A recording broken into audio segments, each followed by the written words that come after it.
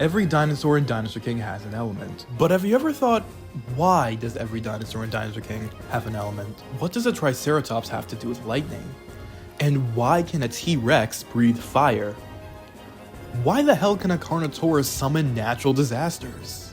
In today's video, I'll be explaining, or attempting to explain, the reasoning behind every dinosaur and their given element. Ah yes, good old H2O. You're supposed to drink at least half a gallon of this stuff a day since it's important for all sorts of bodily functions. But unlike us humans, to some animals, water is more than just something to drink. Many animals, dinosaurs included, live in or around water. Of course, I'm talking about the Spinosaurids. The Spinosaurids were a group of medium to large theropod dinosaurs closely related to the Megalosaurids. They have crocodilian-like snouts, allowing for a piscivorous diet. Despite this, their relation to water is actually hotly debated. Paleontologists still debate whether Spinosaurus could swim, or even exist, since its holotype was destroyed in World War II. Even Spino's two most famous cousins, Baryonyx and Suchomimus' swimming capabilities, have been put into question. In 2022, a study was conducted on the bone density of the three aforementioned Spinosaurids. It appeared that Suchomimus' bones were the least dense, not unlike more terrestrial theropods. This was likely an adaptation for a more wading bird fishing style, which is ironic since Suchomimus means crocodile mimic. Now, to clarify, this doesn't mean Sucho couldn't swim, it just means it wasn't necessarily built for it.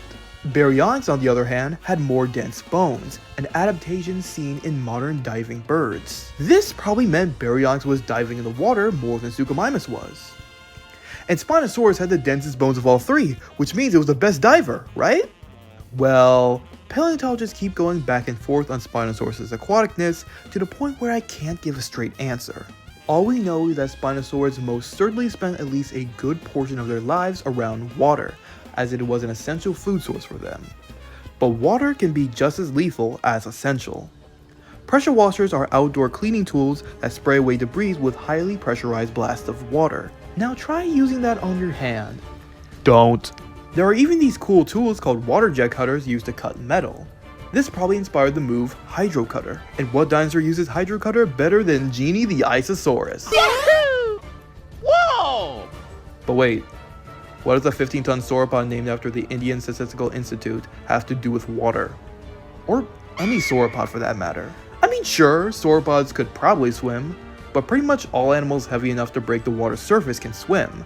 And with the biggest sauropods reaching upwards of 70 tons, and the smallest still comparable in size to a modern-day bison, there's no doubt sauropods couldn't break the water's surface. So when you think of sauropods, water definitely isn't the first thing to come to mind.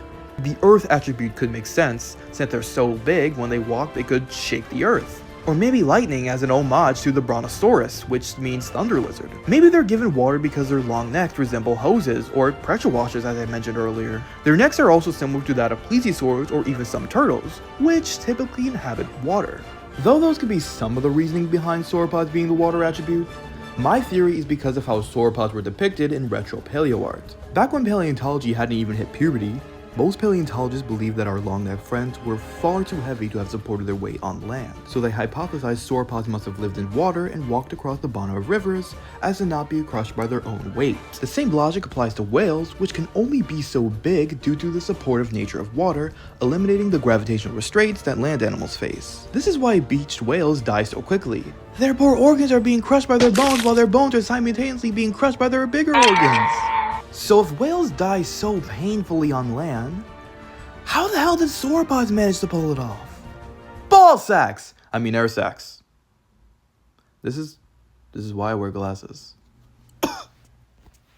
Coupled with hollow bones, air sacs are also present in modern dinosaurs, birds, and it's a common misconception that birds evolved these to make themselves lighter in order to fly, when in actuality it's their non-even ancestors who evolved them for simply not wanting to be crushed by their own existence. Air sacs and hollow bones still technically make birds lighter, which I guess makes it easier to fly, but that's more of a bonus rather than their main function. Birds kept them to extract more oxygen while flying, since flying would be an extremely exhausting method of locomotion otherwise. Going back to Dinosaur King, yes, this is still a video about Dinosaur King, The connection between water and sauropods is honestly a really cool homage to our old view of dinosaurs, and shows just how much our understanding has changed over the 200 years we've known about them.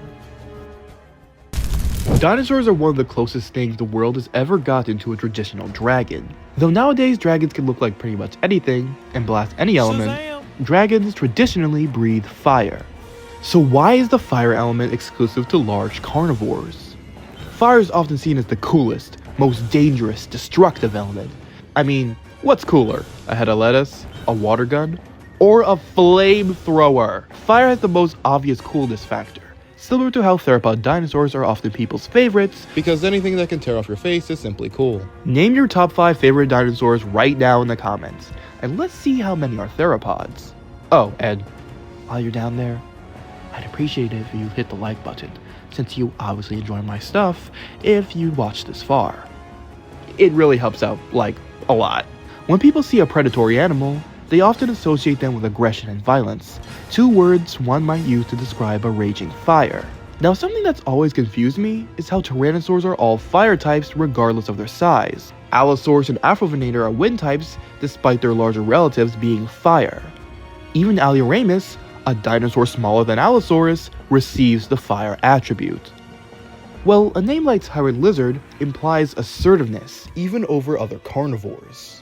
Unlike Carcharodontosaurids, who repeatedly bit at their prey, often sauropods with rapid movements, tyrannosaurs pulverize their prey into submission with one devastating bite. Fire takes what it wants, engulfing forests until there's nothing left. It's powerful, it's destructive, it's tyrannical. Hence why tyrannosaurs are granted the power of man's red flower.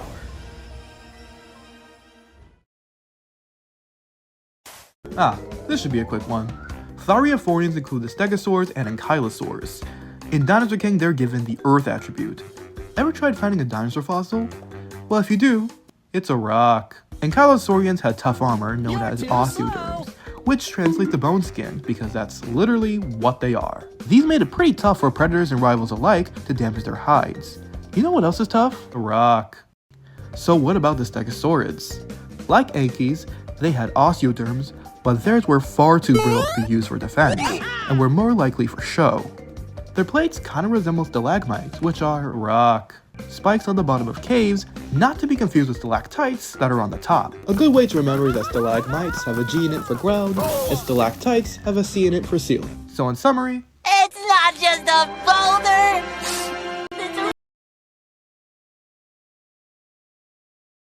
the lightning attribute is the only attribute in Dinosaur King to have only one family of dinosaurs, that being the Ceratopsians. These fellas started off their journey in late Jurassic China with Yinlong, the father of Ceratopsians. Their generational beef with Tyrannosaurs started early because this dude coexisted with Guanlong, one of the most famous early Tyrannosauroids. Despite being bipedal and lacking horns, Yinlong possessed key Ceratopsian aspects that would be important building blocks for Ceratopsian evolution, such as the beak and its tiny little frill. Jumping forward to the early Cretaceous, we have Psittacosaurus.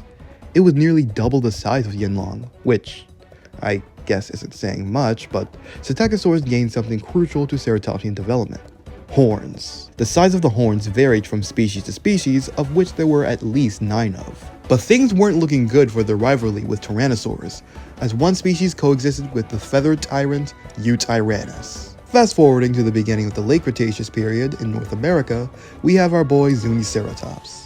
He's one of the first Ceratopsians with properly developed brow horns, and wasn't afraid to use them against Susquityrannus. Ceratopsians and Tyrannosaurs are now evenly matched. Jumping forward again, and we are now in the prime of the late Cretaceous, where Ceratopsians diversified into many different forms.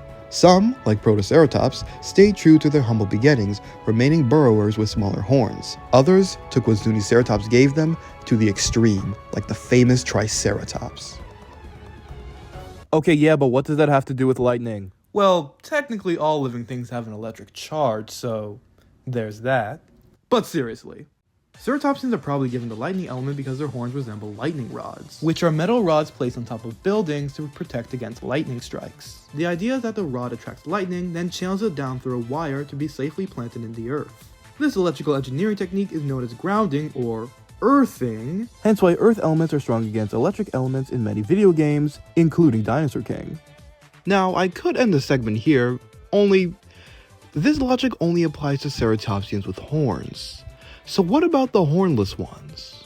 Okay, so the boring answer is that it's just because other ceratopsians are lightning element, these ones have to be too. But let's make a stretch and not be boring. Udanoceratops is a freakishly huge leptoceratopsid known for its large, powerful jaws. Those are close enough to jumper cables, right? Which, by the way, are these cool tools used to start up dead car batteries by connecting them to living car batteries. Pachyrhinosaurus and its lesser-known cousin, Ankylosaurus, have what is known as a boss. And if you smoke some weed, fill your belly with diet soda, and squint, it kinda resembles a defibrillator. Oh yeah, the designers decided to be dumb and give Pachyrhinosaurus a keratinous horn instead of his iconic boss. The likelihood of this is little to none. The Pachyrhinosaurus' boss evolved from a singular large horn that eventually fused within itself. So why would this ever evolve within a species?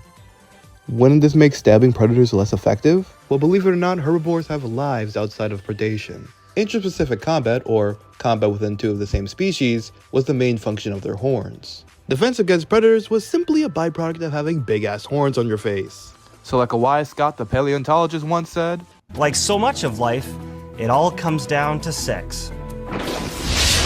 wind is the movement of air caused by uneven heating of the earth by the sun. Basically, warm air rises creating low pressure areas, while cool air sinks creating high pressure areas. And because everything in this world likes balance, air constantly moves from high pressure to low pressure areas to balance out the difference, creating the movement of air we call wind. Yes, but what does that have to do with dinosaurs? Well, idioms like ride like the wind associate wind with speed, and dinosaurs can be pretty fast. Abelisaurids, like Ace, are a group of broad-snouted theropod dinosaurs known for their impressive speed. More specifically Carnotaurus, which is known for its speed that rivaled that of a grizzly bear at around 36 miles an hour. Dromaeosaurids, or raptors, were also pretty speedy, which is why they're here in the wind element. But surprisingly, most studies don't put them near Abelisaur speed. Young individuals of raptors are thought to have been able to glide. And of course, our boy Microraptor can fly. And where do you fly? In the wind! So we now know the wind element isn't actually just about wind, but it's also about speed. This is further evidenced by Ace's signature attack, Ninja Attack, along with Allosaurus' Mayfly attack. So what about the slower dinosaurs? Now, despite what Jurassic Fight Club might want to tell you, Ceratosaurus was by no means a slow animal by physical or mental standards. But then again, he's not particularly known for his speed. I don't know, man. I guess he's just here because Abelisaurs are technically ceratosaurs. Now let's Mega-evolve our raptor into Megaraptors. At the time of the anime, Megaraptor was thought to be a dromaeosaur, hence the feathers and sickle claw present in its design. We now know that they aren't very closely related to dromaeosaurs.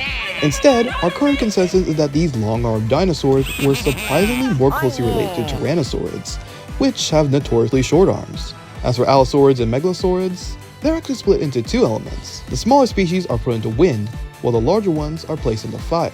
Smaller animals don't have much weight to haul around, which can allow them to be faster. It's not always the case. I mean, you're not slower than a turtle, are you? But I think the logic still makes sense. Now, there are other families of dinosaurs in the wind element, but I would just be beating a dead horse. Just know that they're pretty fast, and that's why they're wind element. Grass is an oddly specific name, don't you think? Why not call it plant or nature attribute? Well, I would say they were trying to copy Pokemon, but they called their electric type lightning. There is actually pretty good reasoning behind such a specific name, however.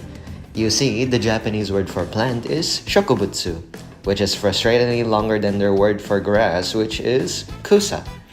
Even though plant and grass have equal syllables in English, the names of these attributes are directly translated from Japanese, so we get the grass attribute.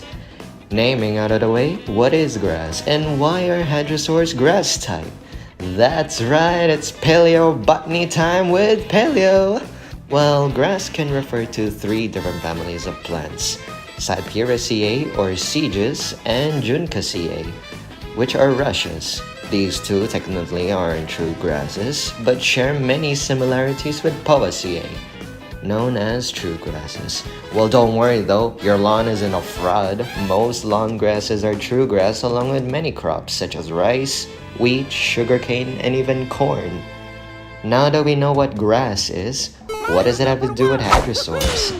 True grasses evolved around the late Cretaceous period, which was the heyday of the hadrosaurs. Which, unfortunately for grass, ferns were the dominant plant life throughout the Mesozoic, and it wasn't until the Miocene where grass finally became as widespread as it is today.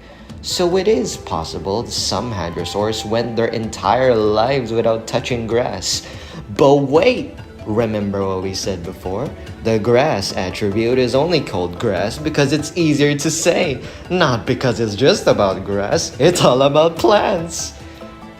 And of course, hadrosaurs are herbivorous megafauna, so they probably spent nearly their lives grazing.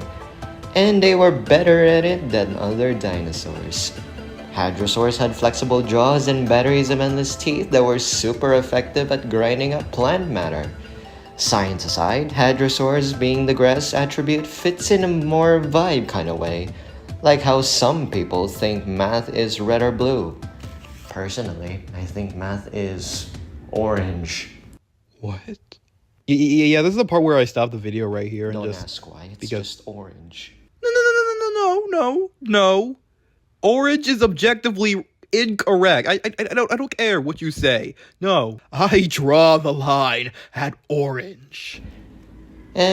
Perhaps it has something to do with the fact hadrosaurs are often, albeit wrongfully, seen as weaker dinosaurs with no obvious defenses, and we literally walk all over grass. Or maybe because plants-based characters in video games are often support characters, focusing on nurturing and healing their party members. And who nurtures better than a mother? Pocket sand.